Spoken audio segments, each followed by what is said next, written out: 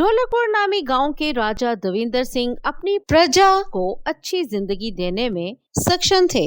बड़ी रानी दिखने में सुंदर थी, पर छोटी रानी दिखने में बड़ी रानी जितनी सुंदर नहीं थी, जिसके कारण राजा बड़ी रानी को प्रेम करते थे। छोटी रानी का स्वभाव बड़ा ही सरल, साधारण और संस्कारी था। दया उनमें कूट कूट कर भरी थी। बड़ी रानी को केवल अपनी सुंदरता पे बहुत घमंड था। बड़ी रानी छोटी रानी को हमेशा राजा के सामने नीचा दिखाने की कोशिश करती थी। रोजाना की तरह छोटी रानी बागीचे में टहलने निकली तो बड़ी रानी भी उनके पीछे पीछे टहलने निकली। राजा के सामने छोटी रानी को गलत दिखाने के लिए उन्होंने जानबूझकर गिरने का नाटक किया और राजा जी से जाकर शिकायत लगा दी। महाराज, मैं बागीचे में टहलने गई थी, परंतु इनसे मेरी खुशी देखी नहीं गई, तो इन्होंने मुझे धक्का दे दिया और मैं गिर गई। ये सुनकर राजा छोटी रानी पर बहुत गुस्सा हुआ, जिस वजह से छोटी रानी को बहुत दुख हुआ और वो रोती हुई जंगल की ओर चली गई। वहाँ बरगद के पेड़ के नीचे बैठ गई। उसी पेड़ से कुछ दूर एक नदी बहती थी कि तभी छोटी रानी को नदी में कुछ गिरने की आवाज आई। वो फौरन नदी के पास पहुंची, लेकिन वहाँ कुछ नहीं था। छोटी रानी उस नदी के किनारे बैठ गई कि तभी नदी में एक परी प्रकट हुई। उसने रानी से रोने का कारण पूछा।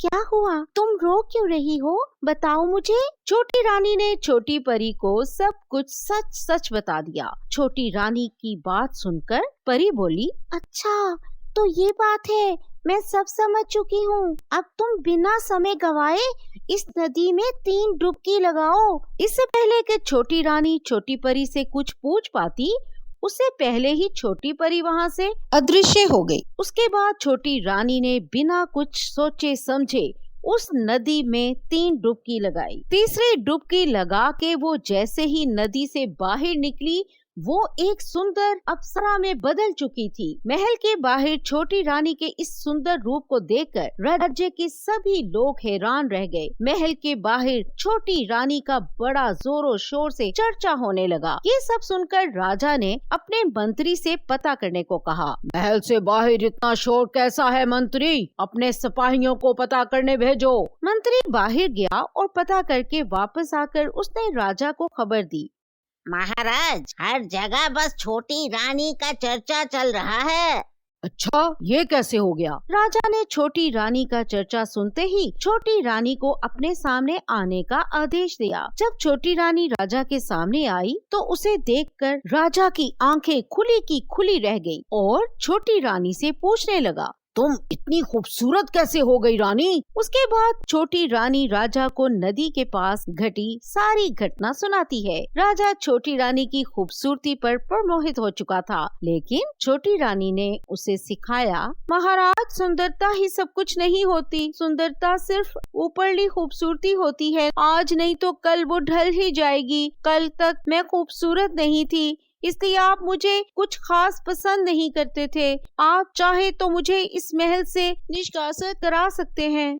छोटी रानी की बातें सुनकर राजा को अपनी गलती का एहसास होता है। उसको बीती बातें याद आने लगती हैं कि युद्ध के समय में भी छोटी रानी ने राजा की बहुत सहायता की थी, लेकिन बड़ी रानी अपनी सुंदरता का ख्याल करती थी। मुझे माफ कर दो प्रिया, अब मैं ऊपरली सुंदरता नहीं देखूंगा, लेकिन तुम्हारा मन कितना सुंदर है, तुम बहुत अच्छी हो। लेकिन राजा और छोटी रानी की सभी बातें बड़ी रानी सुन रही थी, इसलिए वो फौरन नदी के पास जाती है और उस नदी के किनारे बैठकर झूठ का रोना रोने लगती है। पिछली बार की तरह इस बार भी नदी से छोटी परी निकली। परी बड़ी रानी से उसका रोने का कारण पूछती है तो बड़ी रानी झूठ मूठ से ही कारण बताती है। छोटी रानी की सुंदर होते ही उन्होंने राजा को अपने वश में कर लिया और उनसे कहकर मुझे महल से निकलवा दिया।